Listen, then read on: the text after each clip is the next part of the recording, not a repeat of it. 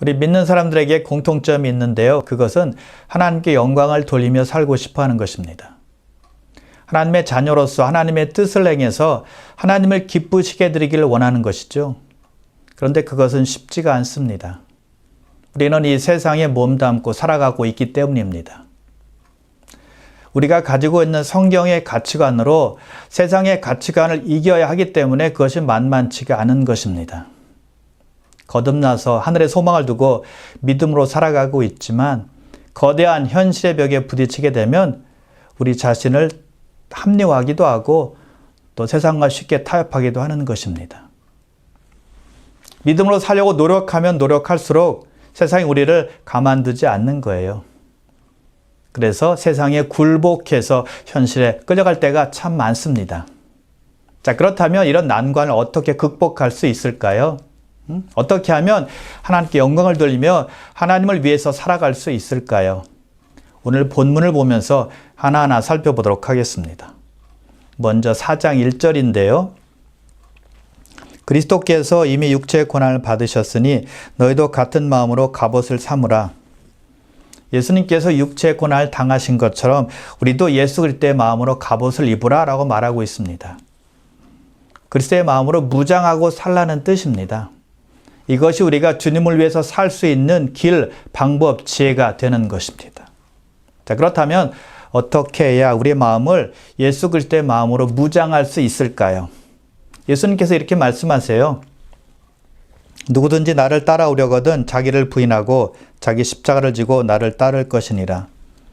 자기를 부인하고 자기 십자가를 지라고 말씀하십니다. 나를 내려놓고 나에게 주시는 그 십자가를 짊어지라고 말씀하신 것입니다. 자, 십자가는 내가 견디고 이겨내야 할 것을 말하는 것입니다. 버겁고 힘들고 괴롭지만 반드시 참아내야 하는 것을 말하는 거예요. 짊어지고 가야 되는 것입니다. 왜냐하면 나의 사명이기 때문입니다. 피할 수 없는 거거든요. 이 십자가는 사람마다 다 다릅니다. 그래서 자기 십자가라고 말씀을 하신 거예요. 힘들어도 반드시 내가 져야 되는 것이지 다른 사람이 대신 져줄 수 있는 것이 아니에요. 예수님도 그렇게 해서 자기 십자가를 지신 것입니다. 엄청난 고난이 따랐음에도 불구하고 반드시 져야 했기 때문에 십자가를 지시고 승리하신 것이죠. 하나님 아버지께 고난의 자를 옮겨달라는 간절한 부탁을 하실 정도로 엄청난 고난이 있는 십자가였지만 예수님은 결코 포기하지 않고 피하지 않고 내려놓지 않고 끝까지 십자가를 지셨다는 것이죠. 자기 십자가를 지시고 하나님의 뜻을 쫓으신 것입니다. 우리 각자에게도 반드시 짊어져야 될 십자가가 있다는 것이죠. 근데 우리의 십자가는 예수님의 십자가보다 결코 크지 않습니다. 인류의 모든 죄를 사하기 위한 그 고난의 십자가에 비하면 사실은 아무것도 아닙니다. 아주 작아요. 그러나 쉬운 것은 아니죠. 그럼에도 불구하고 우리는 예수님처럼 우리 각자의 십자가를 짊어지고 예수님을 따라야 하는 것이죠. 그런 정신이 바로 예수 그리스도의 마음으로 사는 것이고 예수 그리스도의 마음으로 무장하는 것입니다. 그렇게 할 때 우리는 승리할 수 있는 것이고 하나님을 위해서 살아갈 수 있게 되는 것입니다. 자, 그런데 우리에게 한 가지 문제가 있어요. 우리는 너무 쉽게 편안하게 승리하려고만 한다는 것입니다. 어렵고 힘든 것은 하지 않으려고 하는 것입니다. 희생은 하지 않으려고 하는 거예요. 그런데 죄와의 전쟁에서 승리하려면 반드시 필요한 것이 희생입니다. 예수님께서 이렇게 말씀하시죠. 만일 내 오른손이 너로 실족하게 하거든 빼어내버리라. 내 백체 중 하나가 없어지고 온몸이 지옥에 던져지지 않는 것이 유익하며 또한 만일 내 오른손이 너로 실족하게 하거든 찍어내버리라. 내 백체 중 하나가 없어지고 온몸이 지옥에 던져지지 않는 것이 유익하니라. 눈이 죄를 짓게 하면 눈을 빼버리고 손이 죄를 짓게 하면 손을 잘라버리라는 것입니다. 어떤 의미로 그렇게 말씀하셨을까요? 승리하기 위해서는 희생이 필요하다는 것입니다. 우리를 죄짓기 위해서 하나님께로 가는 길을 막는 것이 있다면 버리라는 것입니다. 끊어내라는 거예요. 미련두지 말라는 것입니다. 희생 없이는 승리가 없기 때문이에요. 자, 죄와 전쟁에서 실패하는 이유가 무엇이냐면 아무것도 희생하려고 하지 않기 때문입니다. 방해 요소가 있다면 과감하게 버리고 잘라버리는 것입니다. 끊어내는 거예요. 그런 작업이 필요한 것입니다. 죄를 유도하는 것, 또 우리를 유혹하는 것을 끊어버려야 한다는 것입니다. 그런 희생과 결단이 없다면 죄 끌려다니는 삶에서 벗어날 수가 없는 겁니다. 그것이 바로 그리스도의 마음으로 무장하는 것입니다. 자, 예수님께서 눈이 죄를 범하게 되면 눈을 빼버려라. 손이 죄를 범하게 만든다면 손을 잘라버려라 라고 말씀하셨는데 상당히 과격한 표현입니다. 아주 심한 표현이죠. 왜 그렇게 말씀하셨을까요? 우리가 영적인 전쟁을 할 때 죄 때문에 늘 패하기 때문입니다. 죄가 우리 인생을 망치기 때문이에요. 그래서 예수님께서 죄를 미워하신 것처럼 우리도 죄를 미워해야 되고 죄와 싸워야 되고 유혹을 물리쳐야 하는 거예요. 히브리서 기자도 이렇게 말씀하고 있어요. 히브리서 12장 1절인데요.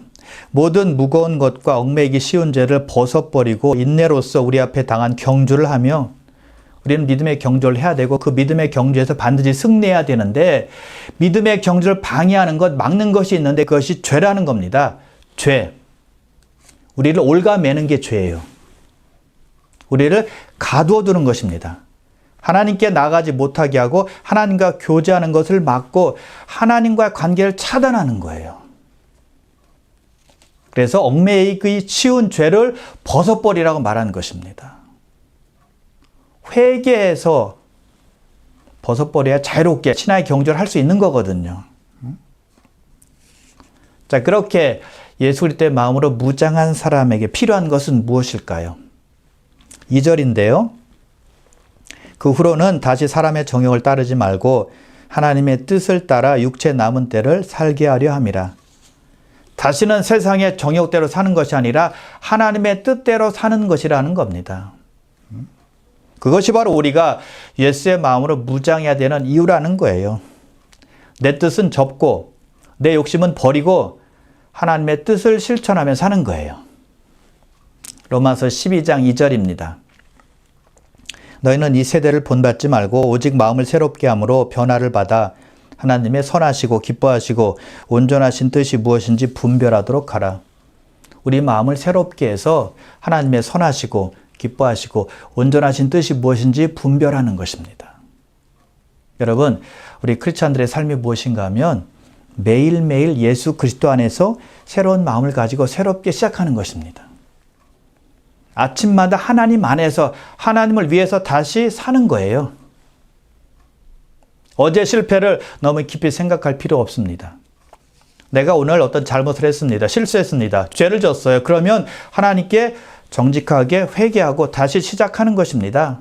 나쁜 습관이 있다면 다 뒤로하고 멀리하고 끊어버리고 다시 새 출발하는 것입니다. 새 마음을 가지고 새 힘을 가지고 새 노래를 가지고 하나님께 나가는 것입니다. 그럴 때 하나님의 뜻을 실천하며 살 수 있는 거예요. 시편 기자가 이렇게 외쳤어요. 새 노래로 여호와께 노래하라. 온 땅이여 여호와께 노래할지어다. 오늘도 하나님을 노래하며 하나님께 나가는 것이고요. 내일도 하나님을 찬양하며 하나님께 나가는 것입니다. 매일매일이 하나님께서 은혜로 주시는 새로운 하루이기 때문에 그래요. 하나님께서 우리의 굳은 마음을 제어해 주시고 부드러운 마음을 매일 아침마다 공급해 주시기 때문에 그런 하나님께 감사함으로 나아가야 되는 것입니다. 여러분 꼭 기억하십시오. 하나님은 날마다 우리에게 긍휼과 자비와 은혜를 베풀어 주시길 원하신다는 것입니다. 하나님께서 제사장들을 통해서 그 백성들에게 주시는 말씀이 있습니다. 민수기 6장 24절에서 26절까지 말씀에 보면 이렇게 하나님께서 우리에게 말씀하시는 거예요. 여호와는 내게 복을 주시고 너를 지키시기를 원하며 여호와는 그의 얼굴을 내게 비추사 은혜 베푸시기를 원하며 여호와는 그 얼굴을 내게로 향하여 드사 평강 주시기를 원하노라. 이것이 하나님께서 우리에게 주고 싶어하는 내용입니다. 주고 싶어하는 축복이에요. 우리에게 복 주시길 원하시고, 우리를 지켜주시길 원하시고, 우리에게 평강 주시길 원하시고, 우리에게 은혜 베풀어 주시길 원하시는 분이 우리 하나님이에요. 우리가 믿는 하나님이라는 것입니다. 우리가 다시 시작할 수 있도록 새로운 은혜를 베풀어 주시는 것입니다. 새 마음과 새 힘과 새 용기를 가지고 다시 시작할 수 있도록 우리를 돕는 분이에요. 그러니 매일매일이 새로울 수밖에 없는 것이죠. 그래서 새로운 은혜를 부어주시는 하나님을 새 노래로 찬양하고 경배하고 높여드리는 것이 우리의 할 일이죠. 우리의 본분입니다. 그럴 때 우리는 다시 사람의 정욕에 따르지 않고 남은 삶을 하나님의 뜻 가운데서 살아갈 수 있게 되는 것입니다. 여러분, 우리가 착각하지 말아야 될 것이 있어요. 하나님, 우리가 늘 고난받고 역경 속에 살길 원하신다.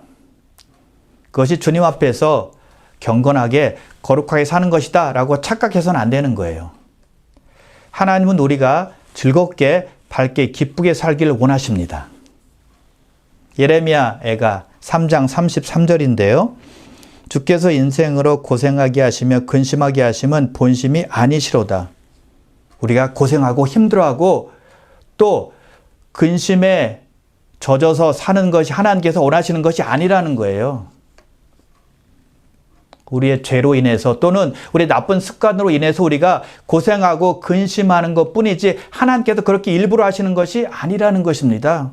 또는 우리를 훈련시키기 위해서 잠시 고생을 허락하시는 것뿐이시지 본심이 아니라는 것입니다. 우리가 괴로워하고 힘들고 근심에 쌓이는 것 하나님께서 원하시지 않는다는 거예요. 그렇다고 해서 기복신앙처럼 복받기 위해서 교회를 다닌다거나 또는 나만 잘 되기 위해서 신앙생활을 한다거나 그런 의미가 아니에요. 말씀대로 살려고 노력할 때 주시는 기쁨을 누리라는 것입니다. 섬길 때 주시는 열매를 보고 즐거워하라는 것입니다. 예배를 통해서 우리에게 은혜를 주실 때 또 기도할 때 기도 응답해 주신 하나님을 인해서 감사함으로 하나님께 즐겁게 나가는 것입니다. 그런 축복을 주신 하나님을 기억하면서 그 축복을 성도들과 나누고 또 하나님께 영광 돌리는 삶을 살라는 것입니다. 그리고 우리 각자에게 우리의 가정의 필요도 채워주시고 강건함으로 인도하시는 하나님을 인하여 기뻐하고 즐거워하라는 것이죠. 그리고 예수님의 고난 때문에 우리가 새 생을 얻었잖아요. 그것으로 기뻐하라는 거예요. 응? 말할 수 없는 은혜가 우리에게 넘치기 때문에 즐거워하고 행복하라는 거예요. 그래서 그런 기쁨과 즐거움을 가지고 살아갈 때 육체의 욕심이 아니라 하나님의 뜻대로 살아갈 수 있게 된다는 것이죠.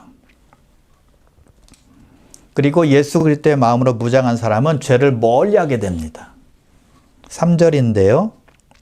너희가 음란과 정욕과 술 취함과 방탕과 향락과 무법한 우상 숭배를 하여 이방인의 뜻을 따라 행하는 것은 지나간 때로 족하도다. 이방인처럼 살았던 것, 즉 불신자들처럼 세상과 버타며 살았던 때에 행했던 그 모든 것들 다 지나간 때라는 것입니다. 그것으로 족하다는 겁니다. 충분하다는 거예요. 미련 두지 말라는 것입니다. 이제는 그런 행동들이 진절머리가 나고 싫어져야 한다는 거예요. 예수의 마음으로 무장할 때 그런 마음이 생기는 것이죠. 여러분, 진정한 그리스도인들은 죄를 미워합니다. 죄를 원수로 생각하는 거예요. 예수로 무장하게 되면 죄를 멀리하게 되어 있기 때문입니다. 우리가 예수님을 가까이 하게 되면 죄는 멀어지게 되죠. 근데 예수님을 멀리하게 되면 죄가 우리에게 다가와요. 지금 3절에서 말하고 있는 음란, 정욕, 술 취함, 방탕, 향락은 이 세상의 대표적인 죄들입니다. 지금 우리 주변에서 일어나고 있는 일들이에요. 1세기 때나 지금이나 똑같다는 것이죠. 그런데 오늘날 많은 사람들은 그러한 행동을 하는데 자유롭습니다. 두려움 없이 행하는 겁니다. 그저 삶의 일부다라고 생각하는 사람이 많이 있어요. 특히 젊은이들 사이에서 더 심하죠. 그런 즐거움이 없으면 어떻게 삽니까? 라고 그들은 항의합니다. 그런데 성경은 말씀해요. 그런 것들은 다 이방인들이 행한 것들이기 때문에 다 지나간 일에 불과하다. 그때로 충분하다. 더 이상 거기에 빠져 살면 안 된다라고 말하고 있는 것입니다. 그런 행위들은 죄의 종로를 탈 때 행했던 일일 뿐이라는 거예요. 그러니 가까이 하지 말고 멀리 하라는 것입니다. 이제 끝내라는 거예요. 자, 사람을 방탕하게 하고 향락에 빠지게 하는 주범이 술이죠. 술은 사람을 기분 좋게 만들어주고 또 스트레스도 잠시 있게 해줍니다. 그리고 말을 잘 못하는 사람도 말을 잘하게 해줘요. 술 기운에 말하는 거니까요. 또 술 마실 때 사람들을 한 마음으로 이끌어줍니다. 하나로 노래하잖아요. 또 친하지 않는 사람들도 친하게 해줍니다. 여러분, 알코올의 능력이에요. 그런데 술 깨면 어떻게 될까요? 현실은 그대로입니다. 스트레스는 그대로 남아있어요. 속 쓰리고 배만 아프죠. 건강만 망치는 것입니다. 술이 사람의 정신을 마비해서 잠깐 잊게 해주는 것 뿐이에요. 그게 술입니다. 그게 술의 전부예요. 그리고 술은요, 우리 자신에게도 안 좋지만 다른 사람에게도 본이 되지 않습니다. 그래서 술참을 비롯해서 세상의 죄를 멀리하기 위해서 반드시 필요한 것이 예수님의 마음으로 무장하는 거예요. 그리스도로 충만하게 되면 이러한 죄들을 멀리할 수 있는 거잖아요. 자동적으로 멀어집니다. 예수님의 마음으로 충만하게 되면 방탕 멀어지죠. 향락 멀어지죠. 술친구 멀어지죠. 또 세상 정욕, 욕심 멀어집니다. 음란 다 멀어지게 되는 거예요. 세상 쾌락이 재미가 없어집니다. 흥미가 없어지는 거예요. 여러분, 예수님으로 무장하게 되면 그런 것들은 다 과거의 일로만 남는 겁니다. 미련두지 않는 것입니다. 다 끝냈으니까요. 돌아보지도 않아요. 과거에 아무리 재미있는 일이 있어도 또 즐거운 일이 있었어도 이제 그런 일이 별로 재미가 없어져. 시큰둥합니다. 별로 관심이 없어요. 성도와 함께 예배드리는 것이 가장 큰 재미인 줄 믿으시길 바랍니다. 하나님 말씀을 통해서 하나님의 생각과 뜻을 알아가는 것이 큰 기쁨인 줄 믿으시길 바랍니다. 그래서 예수 그리스도만 잘 붙들고 있으면 재미있고 신나는 행복한 신앙생활을 할 수 있는 겁니다. 세상 재미는 저리 가랍니다. 저리 가라예요. 그런데 세상 사람들이 예수 믿고 변화된 사람들을 보면 어떻게 생각할까요? 자, 어떤 사람이 방탕한 생활을 했습니다. 그냥 세상 재미, 세상 쾌락에 빠져 살았어요. 근데 예수를 믿고 변화됩니다. 그리고 교회 열심히 다니면서 충성 봉사합니다. 그것을 그를 아는 사람이 보고는 어떻게 말할까요? 4절에 나옵니다. 이러므로 너희가 그들과 함께 그런 극한 방탕에 다름질하지 아니하는 것을 그들이 이상히 여겨 비방하나. 이 이상히 여김에 비방한대요. 세상의 정욕대로 살지 않고 하나님의 뜻대로 사는 것을 보고는 전에 그를 알았던 사람들이 이상하다라고 생각하는 거예요.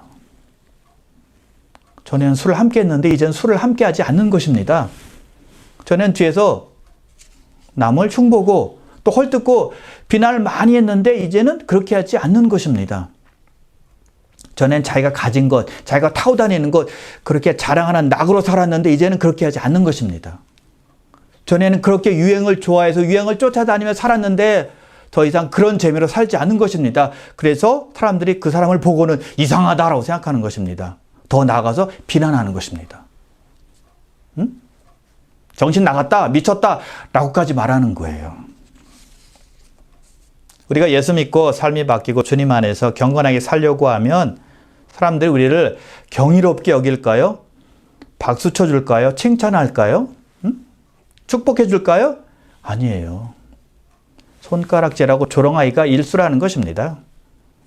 너답지 않게 왜 거룩한 척해? 네가 언제 교회 다녔다고 성경을 끼고 다녀? 왜 착한 척해? 라고 비웃는 거예요. 여러분, 그렇게 이상히 여김받고 비난받는 것을 축복으로 여기시길 바랍니다. 이상히 여김을 받지 않는 것이 이상한 겁니다. 그것이 문제예요. 이상히 여김을 받아야 정상이거든요. 왜? 우리는 달라졌으니까. 변화됐으니까. 만일 예수 믿었는데도 달라지지 않아요. 변화되지 않아요.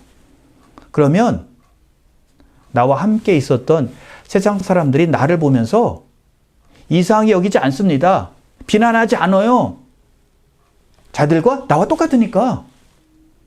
비난할 이유가 전혀 없는 것입니다. 그래서 달라지지 않는 것, 변화되지 않는 것, 그것이 문제라는 것입니다. 이상하게 여김받는 것이 정상이라는 거예요. 그래서 여러분, 하나님을 위해서 살 때 받는 비난은 축복이라는 것을 꼭 기억하셔야 돼요. 비웃음받고 조롱받는 거 기쁨으로 여겨야 된다는 것입니다. 하나님 때문에 받는 고난은 영광이기 때문이죠. 베드로의 독자들이 예수를 만나고 변화되자 주위 사람들이 비방했던 거예요. 권받지 못한 그의 친척들이, 친구들이, 동료들이 이상하게 여기고 비난했던 것이죠. 자, 그런데 불신자들이 그렇게 이상하게 여기고 또 비난하는 근본적인 이유가 무엇일까요? 고린도후서 4장 4절인데요. 그중에 이 세상의 신이 믿지 아니하는 자들의 마음을 혼미하게 하여 그리스도의 영광의 복음의 광채가 비치지 못하게 함이니 그리스도는 하나님의 형상이니라. 이 세상 신이, 즉 마귀가 믿지 않는 자들의 마음을 혼미하게 한다는 것입니다. 예수님의 빛을 보지 못하게 하는 겁니다. 그래서 예수님을 부인하게 하고 예수님을 거부하게 하는 거예요. 눈은 있는데 영적인 눈이 없기 때문에 예수님을 보지 못하는 것입니다. 귀는 있는데 영적인 귀가 없기 때문에 복음을 들어도 깨닫지 못하는 거예요. 그것을 누가 한다고요? 마귀가. 보지도 못하고 듣지도 못하게 하는 거예요. 그래서 그 영향 때문에 예수를 믿지 않을 뿐더러 믿는 사람들을 이상하게 여기고 비난까지 하는 거예요. 그래서 우리는 불신자들이 우리를 이해하지 못한다고 해서 화내면 안 되는 겁니다. 우리를 이상하게 여기고 비난할지라도 분노해서는 안 되는 거예요. 오히려 그들을 안타깝게 여기고 불쌍히 여겨야 하는 것입니다. 괜히 옛날을 그리워하면서 그들과 함께 세상대로 노는 것이 아니라 타협해서 그들의 가치관을 따라가는 것이 아니라 그들을 그리스도께로 인도하기 위해서 그들을 위해서 기도해주고 간증도 해주고 말씀도 나눠주고 교회로 인도하는 것입니다. 그들을 주님께로 인도하는 것이 우리들의 사명임을 잊어서는 안 된다는 것이죠. 자, 그렇다면 우리가 예수 그리스도의 마음을 가지고 무장해서 하나님의 영광을 위해서 살아가야 되는 이유는 무엇일까요? 장차 심판이 있기 때문입니다. 5절인데요. 그들이 산 자와 죽은 자를 심판하기로 예비하신 이에게 사실대로 고하리라. 심판의 날이 임하게 되면 심판자인 우리 하나님께 사람들이 그동안 살아온 것에 대해서 다 말해야 한다는 것입니다. 근데 누구에게 해당이 될까요? 먼저 3절에 나와 있는 대로 음란, 정욕, 술 취함, 방탕, 향락과 무법한 우상 숭배를 해서 이방인의 뜻을 쫓아 행한 사람들입니다. 그리고 4절에 보니까 믿지 않는 사람들을 비방한 사람들, 핍박한 사람들이에요. 그들은 하나님 앞에서 낱낱이 그들이 행한 일을 하나하나 다 고하게 될 것입니다. 하나님과 셈하는 겁니다. 계산하는 거예요. 여러분, 그날이 되면 하나님의 심판은 전 우주적으로 임하게 될 것입니다. 어떤 사람도 피할 수 없어요. 믿는 사람들도 역시 하나님께 아뢰야 합니다. 행한 모든 것을 고해야 한다는 것입니다. 어떻게 살았는지 자백해야 되는 것입니다. 그래서 우리도 준비해야 되는 거예요. 그리고 죽은 사람도 역시 마찬가지입니다. 부활해서 심판받고 상을 받을지 벌을 받을지 결정이 되는 거예요. 예수님께서 재림하실 때 믿지 않는 사람은요, 현재 살아있든지 죽어있든지 상관없이 벌을 받게 되는 거예요. 그 이유 때문에 6절에서 이렇게 말씀하고 있어요. 이를 위하여 죽은 자들에게도 복음이 전파되었으니. 이 말은 이미 죽어있는 사람들에게 구원의 복음이 전파된다는 말이 아니라 살아있을 때 복음을 듣고 죽었다는 거예요. 그러니 핑계 댈 사람이 아무도 없는 것이죠. 왜요? 이미 복음을 들었으니까, 듣고 죽었으니까. 요한계시록 20장 13절입니다. 바다가 그 가운데서 죽은 자들을 내어주고 또 사망과 음부도 그 가운데서 죽은 자들을 내어주매 각 사람이 자기 행위대로 심판을 받고, 심판받기 위해서 죽은 자들이 부활한다는 것입니다. 그리고 각 사람의 행위대로 심판받는 거예요. 심판을 피할 수가 없다는 것이죠. 히브리서 9장 27절인데요. 한번 죽는 것은 사람에게 정해진 것이요 그 후에는 심판이 있으리니. 심판이 반드시 있다는 것이죠. 현재 살아있든지 이미 죽었든지 영적으로 산 자가 있고요. 영적으로 죽어있는 자가 있습니다. 영적으로 살아있는 자는 예수 그리스도를 믿었기 때문에 심판을 두려워할 필요가 없는 겁니다. 왜 그런지 아십니까? 하나님 아버지께서 심판을 아들 예수님께 다 맡기셨기 때문이에요. 요한복음 5장 22절인데요. 아버지께서 아무도 심판하지 아니하시고 심판을 다 아들에게 맡기셨으니, 심판자는 예수님인데 예수님을 믿었잖아요. 그러니까 걱정할 필요가 없다는 것입니다. 심판자인 예수님을 믿는 사람은 형벌에서 제가 되는 거예요. 믿는 사람들도 심판을 받지만 죄 용서함을 받았기 때문에 정죄받는 심판은 없다는 것이죠. 믿는 사람들도 그리스도의 심판대 앞에 서게 될 것인데, 예수를 믿고 난 후에 살아온 삶, 회심한 후에 행한 모든 것들을 통해서 어떻게, 어떤 상을 받을지가 결정이 난다는 거예요. 자, 영생은 우리가 예수 믿을 때 하나님께서 거저 주시는 은혜의 선물입니다. 자, 우리가 은혜로 구원을 받는다고 해서 주님을 신실하게 따르고 경건하게 살고 하나님의 말씀에 순종하는 것이 면제되는 것이 아니라는 것입니다. 이 땅에 태어난 모든 사람은 한 사람도 빠짐없이 어떻게 살았는지, 무엇을 했는지, 살아온 모든 것을 그리스도 심판대 앞에서 낱낱이 고하게 되는 것입니다. 그러므로 우리는 준비되어 있어야 하는 것입니다. 고린도후서 5장 10절이에요. 이는 우리가 다 반드시 그리스도의 심판대 앞에 나타나게 되어 각각 선악간에 그 몸으로 행한 것을 따라 받으려 함이라. 아멘. 히브리서 12장 28절입니다. 그러므로 우리가 흔들리지 않는 나라를 받았은즉 은혜를 받자 이로 말미암아 경건함과 두려움으로 하나님을 기쁘게 섬길지니라. 우리가 받을 나라가 있는데요. 그 나라는 흔들리지 않는 나라라는 것입니다. 태풍이 몰아쳐도 넘어지지 않아요. 또 지진이 일어나도 전혀 흔들림이 없습니다. 끄떡 없어요. 왜요? 영원한 하나님의 완전한 나라이기 때문입니다. 할렐루야.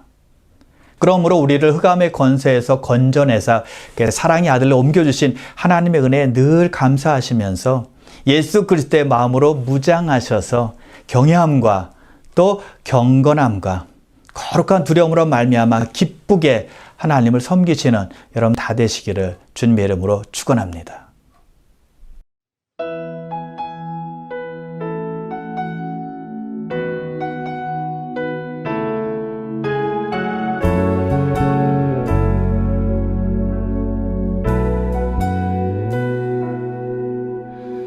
은혜로 날 보듬으시고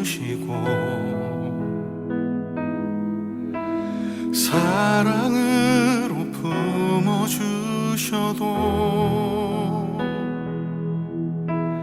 내 마음 한 자락도 지키지 못하는 이 모습 부끄럽습니다. 따스한 곁을 내어주신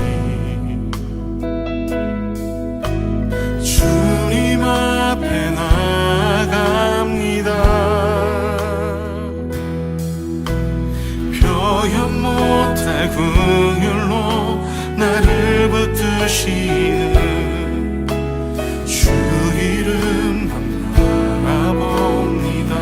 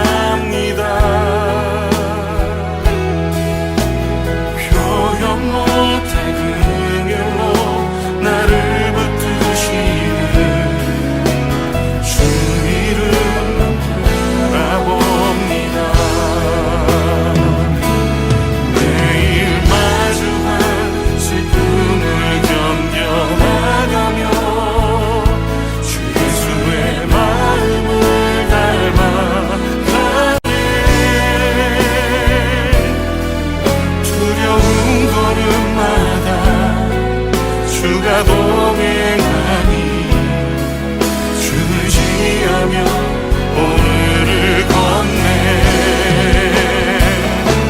주의 신실한 소망을 깊이 담으며 주 예수의 풍요를 채워가네 하나님의 자녀로 명예 지켜가며 깊어진 삶을 주께 드리네 매일 마주한 슬픔을 견뎌나가며 주 예수의 마음을 닮아가네 두려운 걸음마다 주가 동행하니 주의 지하며 오늘을 건네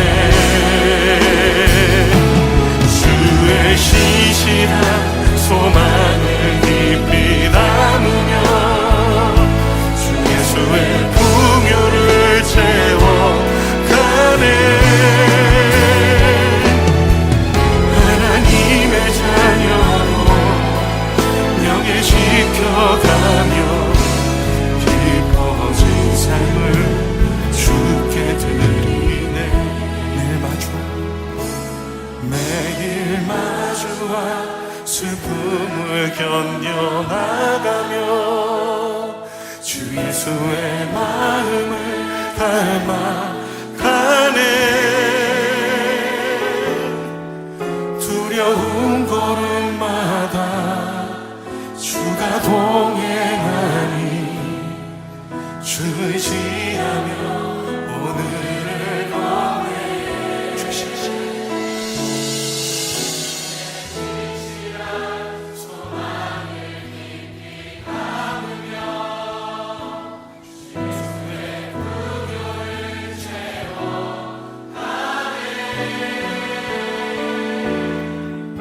하나님의 자녀로 명예 지켜가며 깊어진 삶을 주께 드리네 하나님의 자녀로